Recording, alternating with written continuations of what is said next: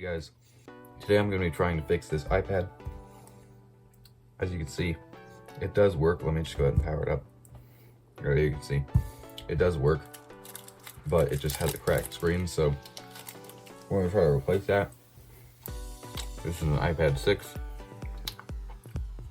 and I've got the replacement screen right here. This is pretty hard to do this. It's really hard to get the old screen off.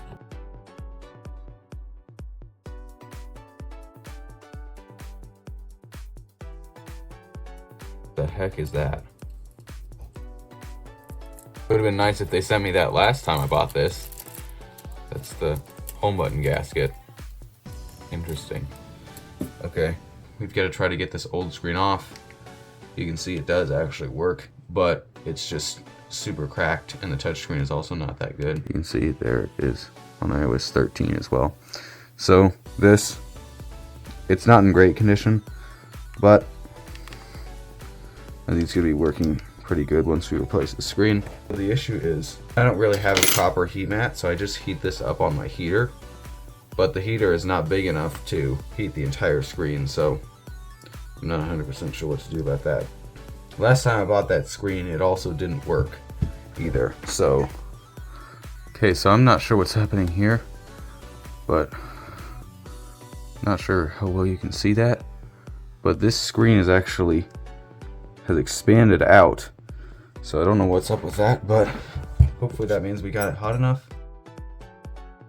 Oh, that's actually coming up pretty well. I'm not gonna lie, heat definitely helps. I've got gloves on this time. This is really, really hot right now. I can't touch, there's no way I could touch this. Okay, and I would say that's about as far as we can go without reheating it. We gotta reheat it to get the other side hot, because I could only heat about half of it at a time, but that actually came off pretty well. That's because I used a lot of heat and got it extremely hot. Okay, there we go. Got the other side hot now.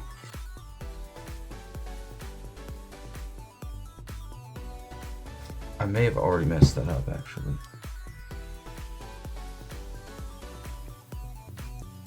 No, but I think we're good.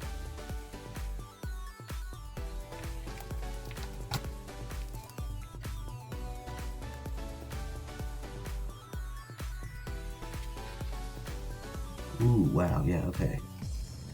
I came really close to destroying that cable, but I think we're okay. Try to get off some of this while it's still hot.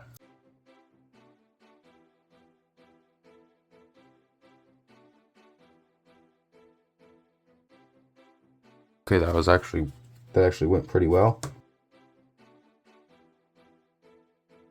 Yeah, the flex cable on the home button is still good. Amazingly, I didn't damage it.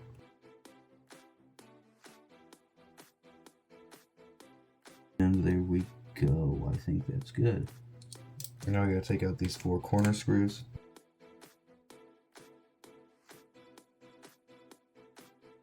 We got those out. Now we can go ahead and just lift this out. Like that. Okay, there we go, yep. And then we gotta get these 3 screws out right here. Here we go, we have those 3 screws out. Now, there isn't really a great way to disconnect the battery on these, so I just kind of leave it connected the whole time. You just have to make sure that it doesn't power on while you're doing the repair. Ouch! That shield just went up under my nail. That hurt. But then there we go. The screen, I don't think it's actually scratched. I think that's just like some dirt. But now you can see there's a bunch of glass that got under that screen too somehow. Now we can go ahead and disconnect the digitizer and remove that.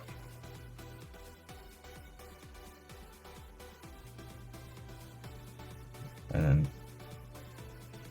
ow. Dang it, you gotta be really careful because otherwise that'll happen. Now we need to remove the rest of this glass and adhesive.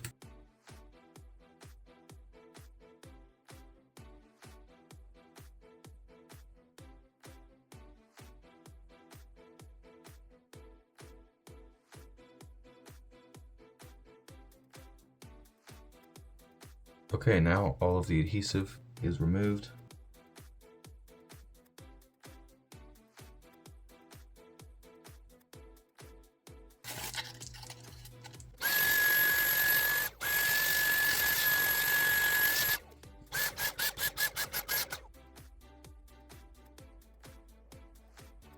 Yeah, there is a couple minor scratches just from the piece, like the little shards of glass that got on it. Not too bad, honestly. This one corner, well, I guess both of these corners are dented in. They're all dented in except for this one, but so we gotta try to fix that.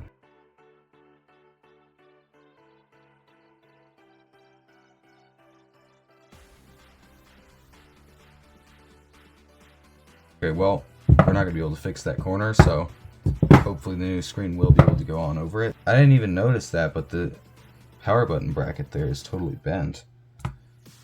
And the button was loose because of that. I just bent it back a little bit. It feels so much better.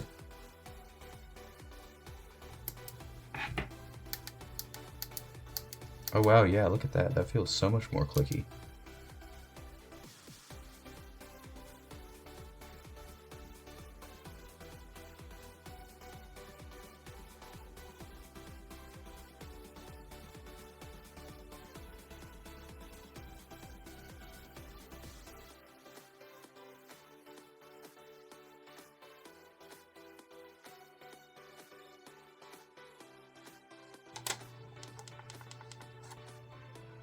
Totally clicks great.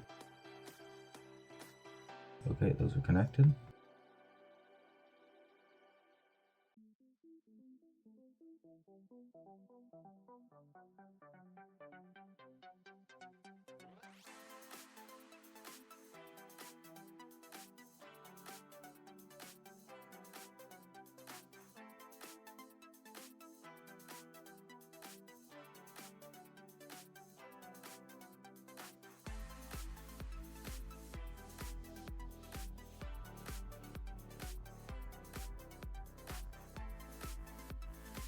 Sadly, the screen will not fully seat down in this corner, which definitely sucks, but there's nothing that can be done about that without fully replacing the whole housing.